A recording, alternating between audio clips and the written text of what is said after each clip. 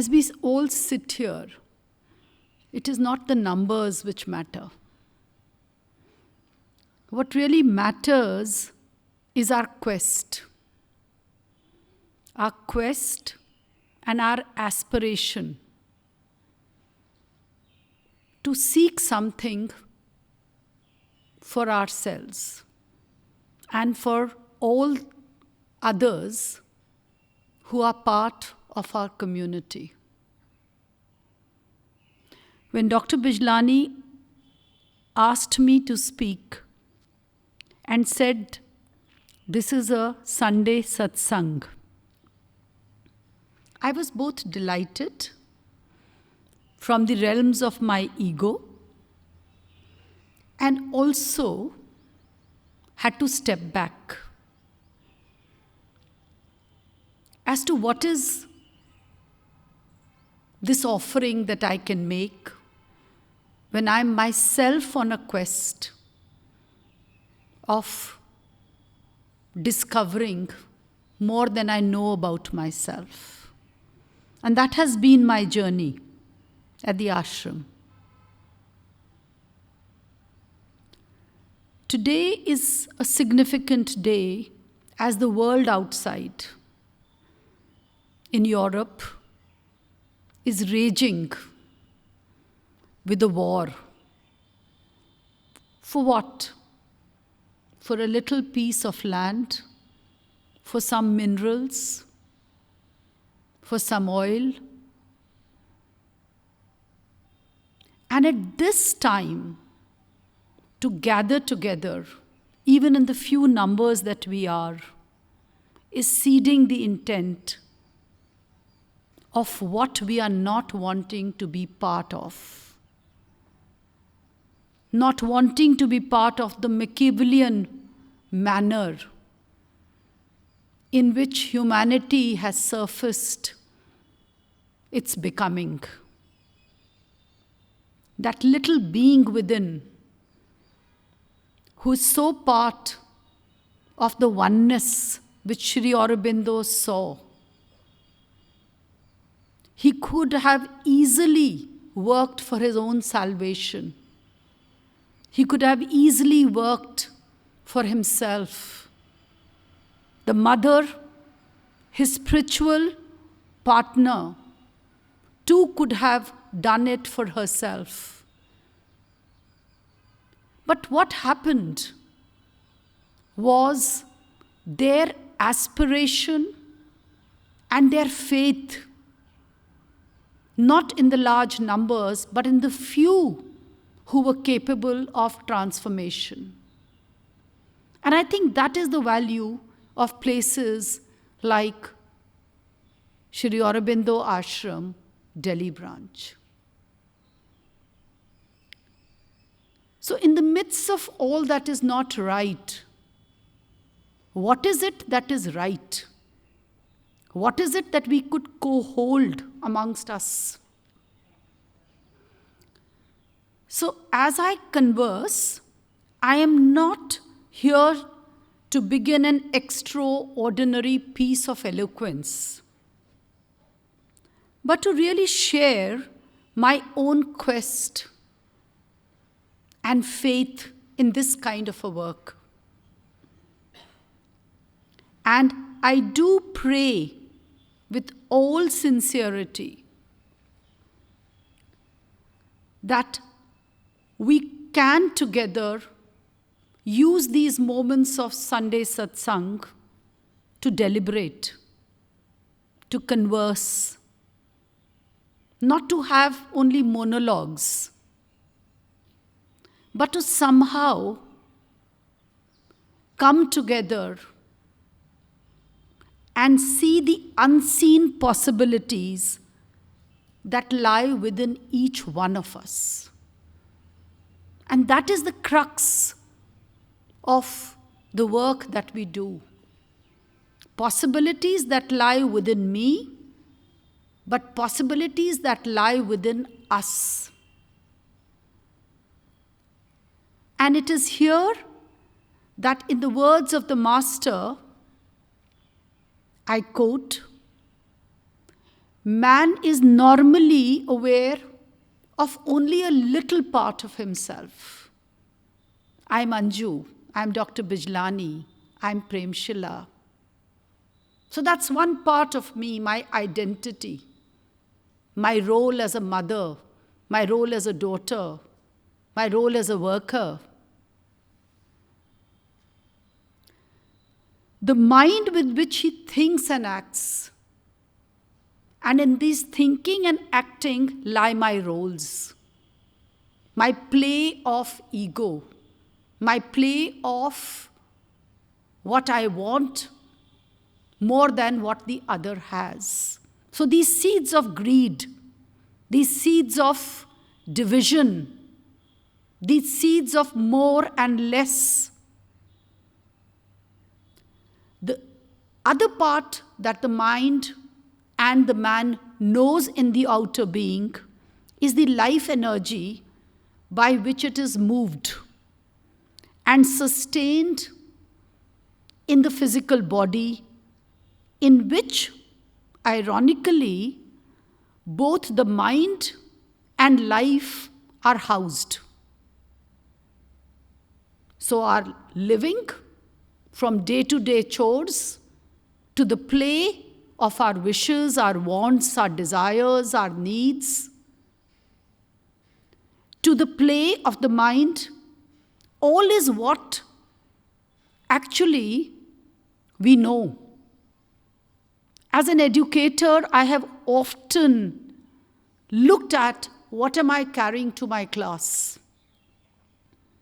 It is that physical aspect, that physical aspiration of the mind and the life that I feel I hold. But Sri Aurobindo very clearly speaks about that this is only the external thing. And it is a very small part. There is a larger inner being of which the outer is the only projection. So we know this at the mental level, that there are two of me, my inner and my outer, my inner ecology and my outer ecology. So I know it at my mental frame. And I use it in a discourse. This morning when I came from Madhuban last night, there was a fatigue of travel, 8 to 9 hours of traveling by road. And then this morning, this huge aspiration to meet like-minded people. Both were equally true to me. My fatigue and my aspiration to meet more people.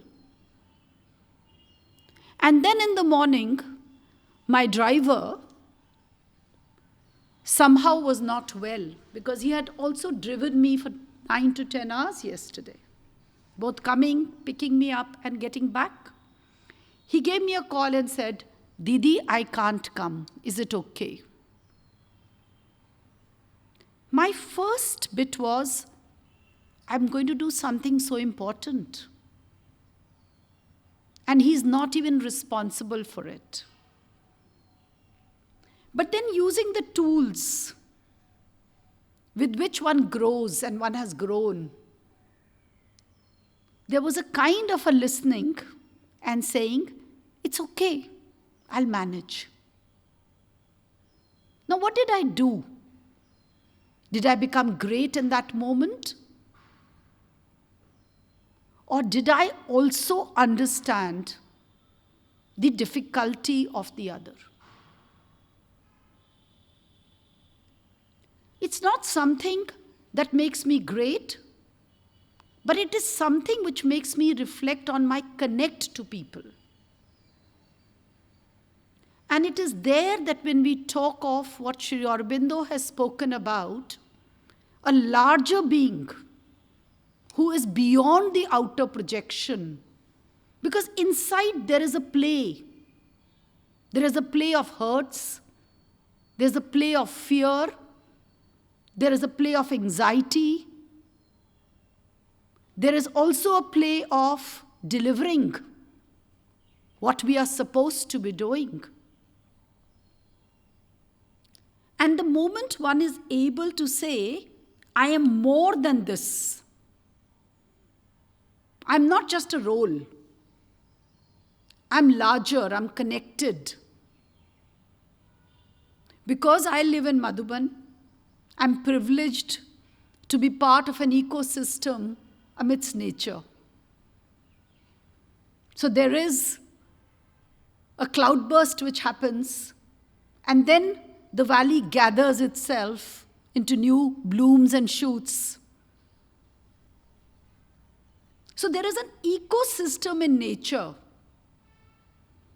which is conducive, which is in sync, which also knows transformation is possible.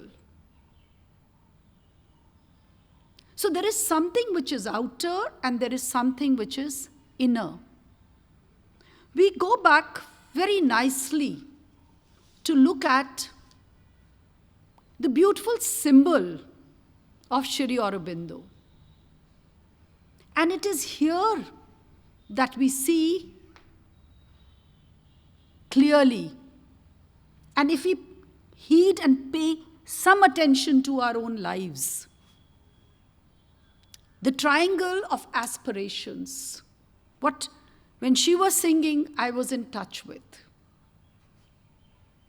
It's our aspiration to be one with the larger divinity. And based on the purity of that aspiration, the divine grace comes. It's almost not using the word surrender, because that's a very large word. But it is as if you are being held by somebody larger than you. But it all is based on my own understanding of my own aim and aspiration of that divine who is holding me. And I'm the little child. So if I have to come today, it'll happen. If I'm not prepared and I'm jittery, someone will hold it for me. And that grace which comes, and inside the symbol is a beautiful flow. So how do we all together on a Sunday satsang discover these little nuances for ourselves? Not as a lecture, but what is it that I take from here? In a world outside and a world inside, and this world which the Mother has given to us. So that beautiful symbol of aspiration, grace, flow. But it is something that only that symbol or that epitome of our aspiration will do.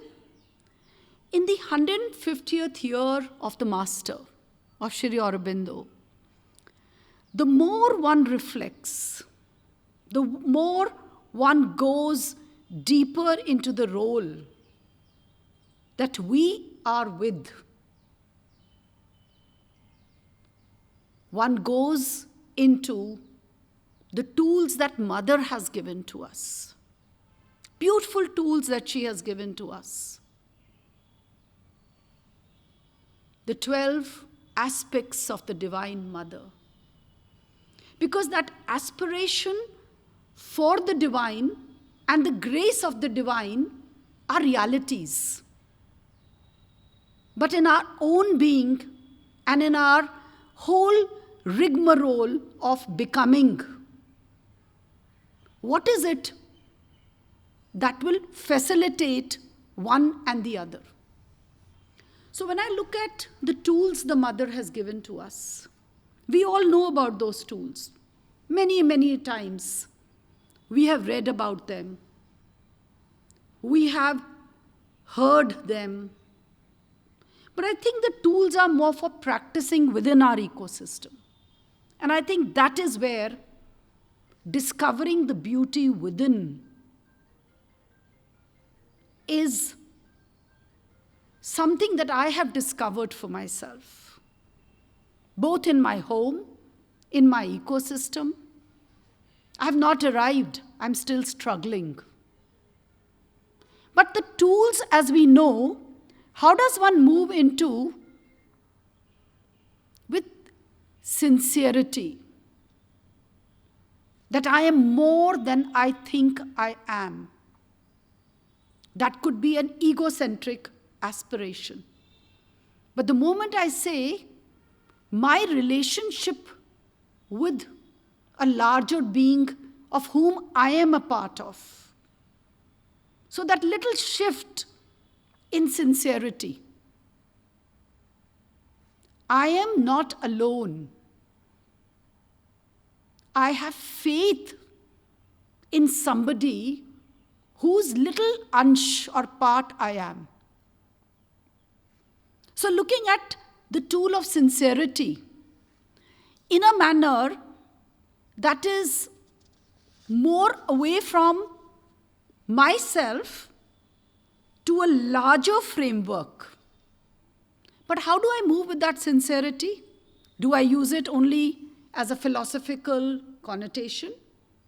Or do I bring it from the realm of, because all these 12 tools can remain at the realm of our thoughts, they can remain at the realm of our feelings, but it is the congruence of our thoughts, feelings, and our daily actions. How do I watch myself? How do I observe myself in this moment? So sincerity is not just an adjective. Sincerity is a tool. And the master's work cannot happen without the grace of the Divine Mother. And one of the aspirations she had for us was our ability to be sincere. I think it was William Shakespeare who said, "To thine own self be true, then thou canst be false to any man." What a simple sentence, but loaded with an effort, less, but loaded with a faith. We are capable. And if we are not sincere to ourselves, what is it that we bury down?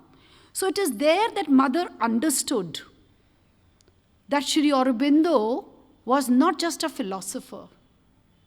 It is the emergence through these tools of Sri Aurobindo as a psychologist.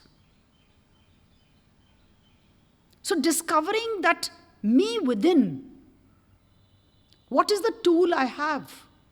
The tool of my sincerity, not to the outside world, but to myself. And how do I take this sincerity? I take it with humility. The second tool. Do I take it that I know it all? And look at that principle of Sri Aurobindo in integral education. Nothing can be taught. And link it to humility. Understanding that each one of us are a living soul. Is the soul content in us? What is that inner being? It is the soul content in us. It is the inner subhav that we have. And that subhav is not something which is fixed. But with our sincerity and humility, our connect to that subhav is possible. So many a times the second tool of humility is misinterpreted as I will be only humble. I will accept. But that's not what the mother is saying. Because mother is also Mahashakti and Mahakali. She is Maheshwari and so is she Saraswati. So when the whole tool of humility comes, it is one of immense calm and peace and grace towards one's own self and towards the subhav of the other. So in an ecosystem of growth that we hope to be through satsangs like these, the initial two tools are worth exploring, not in a 1 hour discourse, but maybe larger levels. So first looking within and then looking at it from one's ecosystem. Now when we talk of sincerity, how do we reach sincerity without gratitude? Gratitude towards the flowers. I live in Madhuban, I keep repeating. After the harsh winter, when most of our water tanks had blown away, there was a lot of shortage of water. And the little me felt, will the flowers bloom this time? We have no water. And come the 1st of March, the harsh winter actually faded into the first blooms of spring. We did not give much water from our human ecosystem. But there's a natural process of mulching. There's a natural process when snow falls. There is water in the leaves. So that kind of immense gratitude to things which happen when I feel in my own puny mortal state that it is not going to happen. And when I feel it is not going to happen, what builds up is my anxiety, my fear. Will this place look beautiful? How do I get water? But that immense sense of gratitude towards nature, that there is a large life, there's a divine life beyond our understanding. So if you go to nature in the right mood of perceptivity, you do see in nature the friend, the philosopher, and the guide. So what is this gratitude we are talking of? Is it just a thank you? You've done this for me? Is it just a magic word we teach our children? Or is this gratitude larger because it is based on faith? It is based on a deep understanding I am not alone. And it is there that the spring shoots will emerge.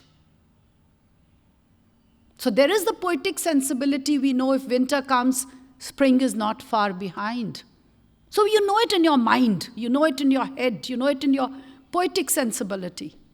But when you see it and you experience it, then it is that the thaw of winter and the cycle of spring do have a consciousness, which we as human beings don't realize, because we are so stuck in our own consciousness. So when we talk of the beauty within, what is this beauty within? It is looking at the abundance. Where I see paucity, there is abundance. So there is sincerity, and there is humility, and there is gratitude to the birds that sing, the flowers that bloom. That today we have a home where people in the war area are running to and fro, where parents are sending their little children to safety or losing their little children. There is gratitude that there is life and we are at peace. And it's also part of an ecosystem of Sri Aurobindo's dreams for who we are as a nation.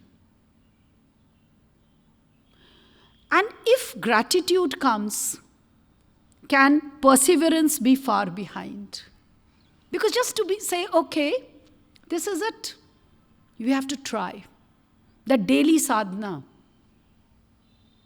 Beyond the concept, are there going to be 5 people or 10 people or 1 person or no people? And I'm very grateful when I heard Premshila singing when there was nobody in the hall but a few people. It is that faith that I'm offering it to them. This is not a religious sanctuary. Because Sri Aurobindo's yoga is not a yoga of religion.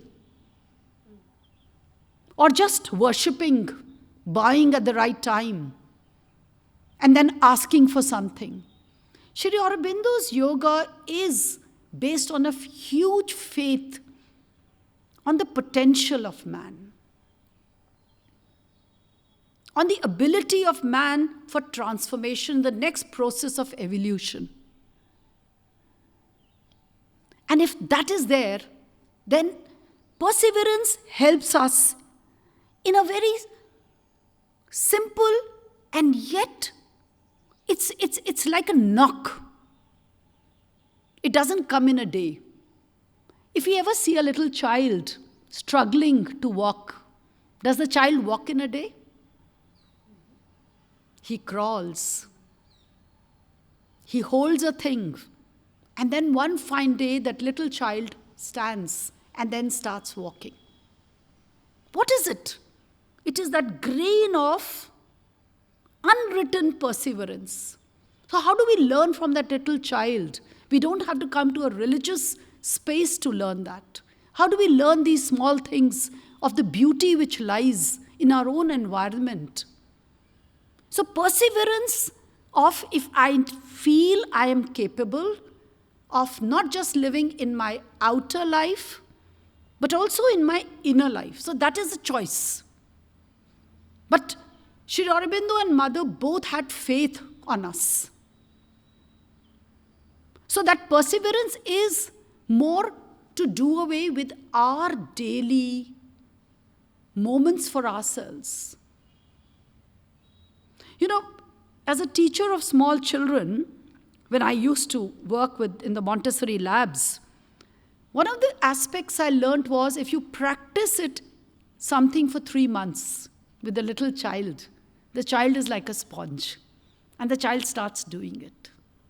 As we grow, this perseverance as a tool is an offering to ourselves. What is it that we want to do for our inner happiness? Is it the big car which my neighbor has?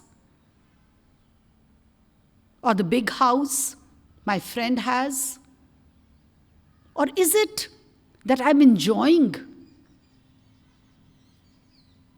something which is very small, but I am actually working towards that inner happiness of mine? So from the realms of philosophy, discovering your inner self can be a very tedious journey if you don't sit back and use moments like these for reflection. So this takes us towards what is our aspiration for our own lives. And I think an aimless life is something we need to figure out what it will give to us. When we become adults, we have aims for our children. We have aims for our home. But what is the aim for myself? What is my aspiration?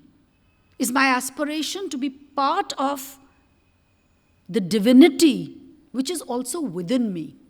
So when I use a topic like beauty within, what am I seeking outside?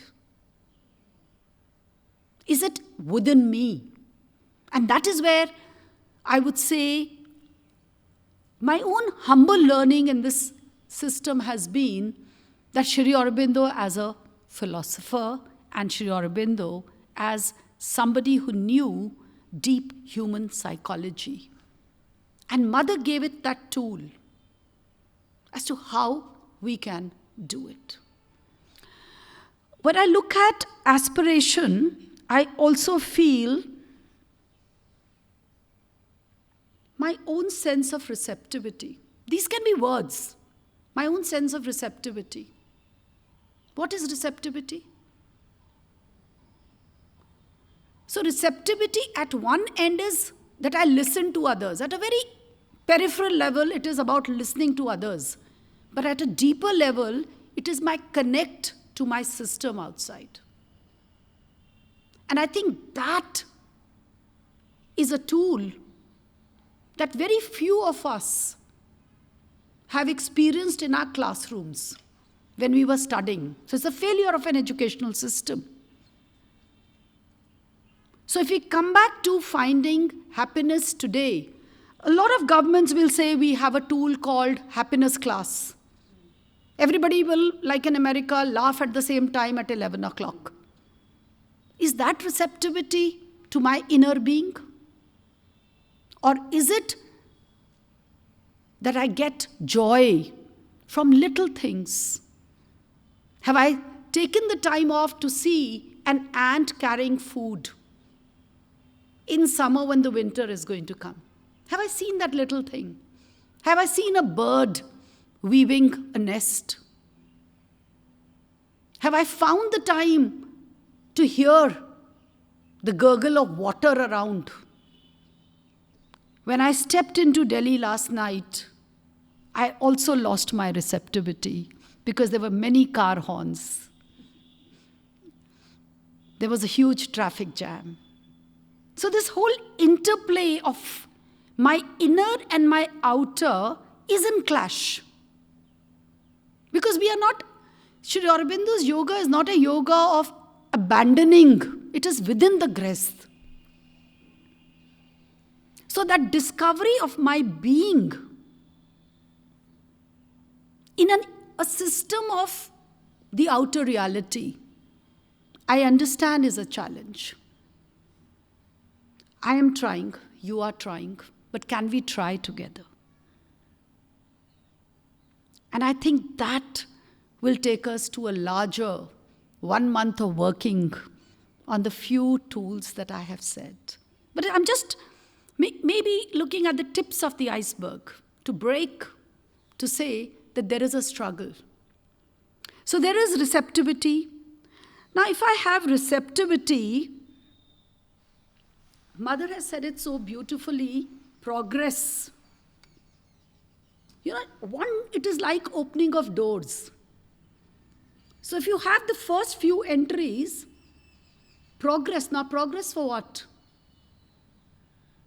Progress for that is my potential. Progress for that which is our potential. Progress as a human race. Progress as an individual and progress as a human race. And I'm again being very, very mindful of what is happening in the Western civilization. Because somewhere something is rotten, somewhere. That one person is not allowing the other to progress within a system of their own choices. So it's a larger principle. And if I take it back to Sri Aurobindo's dreams, where the first dream, especially the first dream, where he looked at India's independence. But is progress something that we can do till we are dividing ourselves between the haves and the have-nots, between religion of one kind and the other? Because in his first dream, he has talked of progress, that we have got freedom. And these 5 dreams were done on his birthday, 15th of August, where he clearly says that the two communities have to be together. So what is all this divisive politics sometimes we get involved with? So if you are really, really looking at progress, then it is not my narrow progress. It is when I break away from the confines of my narrow self. When I break away from the confines of my narrow self and I associate myself with gratitude, with humility, with faith, and with sincerity. With one aspiration, that the collective consciousness is more powerful than that individual grain which affects me, which touches me, which makes me something I am not. So there is a whole dichotomy between the satanic forces in us and that which is divine in us. To find peace, to find happiness, to find joy is not something which can be done in a moment. It has to be done at an individual level, at the home level, at the community level,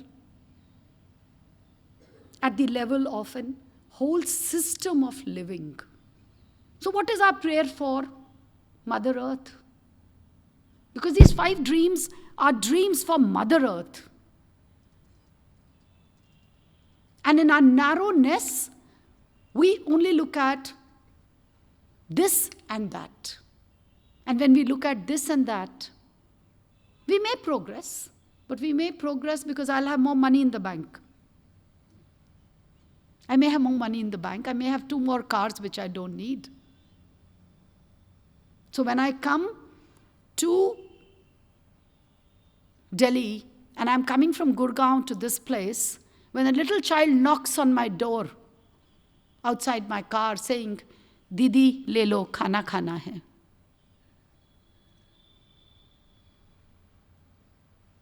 What am I talking of progress? Am I talking of a social progress? Am I talking of an economic progress? Or am I saying that my head bows down to see the helplessness of a child of free India when the master and the mother had given us a mandate to do it within? So I can't change the whole of Delhi. But these 10 people, these 12 people, 2 of us sitting here, can we deliberate afterwards to say, what is my bit I can do? So it's what I can do. So I move away from the political debate of criticism. I move away from saying it's their fault, it's the fault of the system. But what do I say for progress? I say, what can a few of us sit together and do at our level? That may be, to some extent, a sense and a rhythm of joy for somebody. Choose your own path. Choose your own collective. But how do you look at progress? Because with every bit of progress, you will have to be courageous. And that's another tool. You'll have to have the conviction to be courageous. You will not operate from your compulsions. You'll operate from the courage which is within you. Did mother have a lot of money? We know of stories when mother had to sell her saris to give food to the ashram people. And whenever I, as a spoiled brat, would say, I can't eat this, and I've spent a lot of my time with Tara Didi, and she would say, Anju, you should not do this. You know, I don't have a taste because mother never had money. But she was very sure that children should be given wholesome soup. So whatever were the vegetables. And she said even lady finger, bhindi was put in our soup.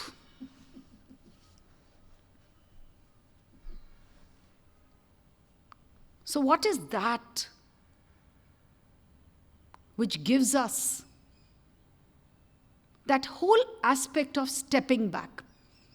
Hope most of us later on can read that beautiful article on stepping back.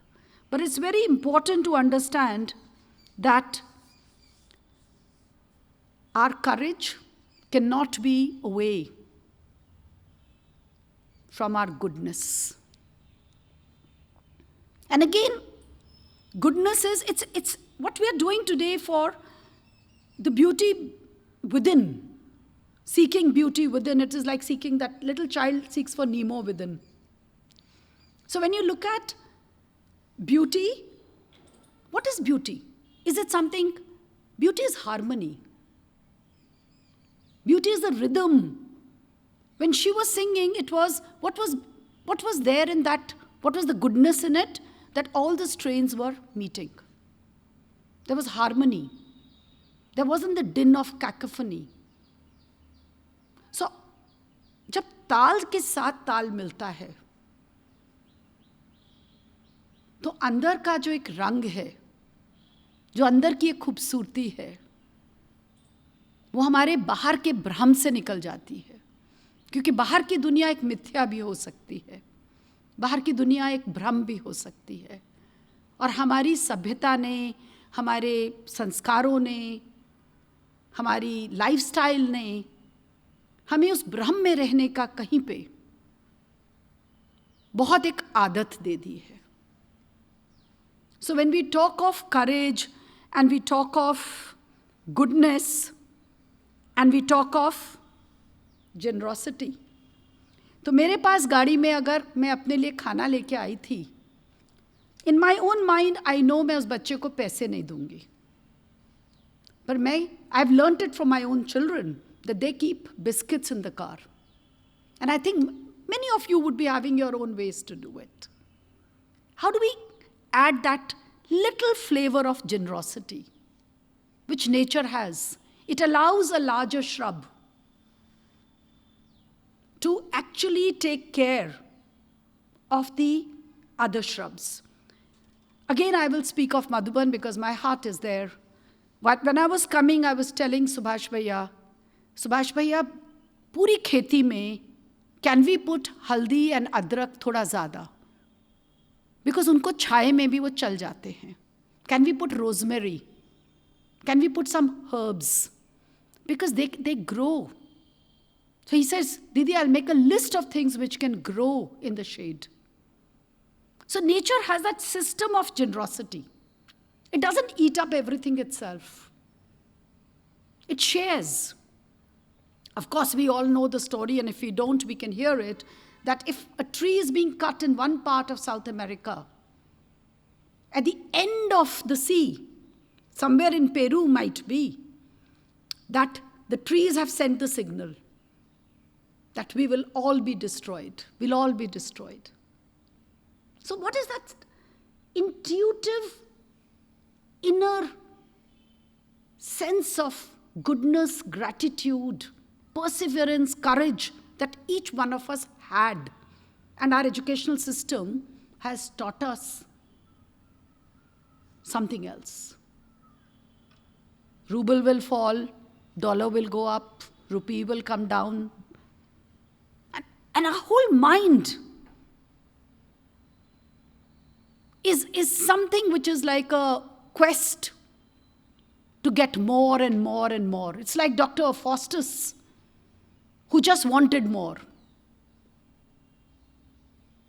And when Dr. Faustus is a story from literature, all that he wanted was, he wanted more knowledge, more this thing, because he wanted to be larger than anybody. And what he was told was, I'll give you everything. The angel said, I'll give you everything, but I will take your soul away at the right time. So that soul bit. And when he had got all his knowledge, it's in the end, when his time comes, and he says, give me little more. Give me little more time. So that losing the soul as part of our system of education is something we need to deeply do, because the mandate given to the ashram, in Delhi especially, is how do we do it through education. And when we look at generosity, of course, equanimity and equality comes to us. Because then we are all one. We are one not only because I have the same caste as you, or I have the same surname as somebody, or I have the same round Indian face like somebody. Then in the world where people are being divided between dark skin and white skin will also go. But this equanimity and equality at mother's level was more of one of seeing the soul within. Each human being has a soul. We may be born on the different occultic planes, but it is important that we start with that ekagrita, something which is unique in us, and yet it is one with the other. And with equality, this tool, finding happiness, peace will come. What is peace? The spelling is P-E-A-C-E. I hope we don't confuse it with P-I-E-C-E. Because we are dividing, we are into pieces. So I will, do I have more time? Or it's, No, you have time. no. So I just feel that it's very important for us, all of us gathered here, to look at that life is somewhere not a series of gig lamps symmetrically arranged. It's a semi-transparent envelope. It's something which is from the beginning of consciousness to the end. But what is our consciousness? What is it that we are carrying from here? And is it only that I have to sit here and tell others, or am I also following it within my own system of being? Because there can be a disconnect between my saying one thing and my becoming another thing. And that is a folly when people start giving pravachans. So do I get those moments to step back? And I will read just one which for me has been a very, very important line. It's by Sri Aurobindo, of course. The secret of unity is within. The secret of brotherhood is within. There is no unity except by the soul. There's no unity except by the soul. There is no real brotherhood except in the soul and by the soul. Only when we live from the soul and not from the ego will a real unity reign on earth. Thank you.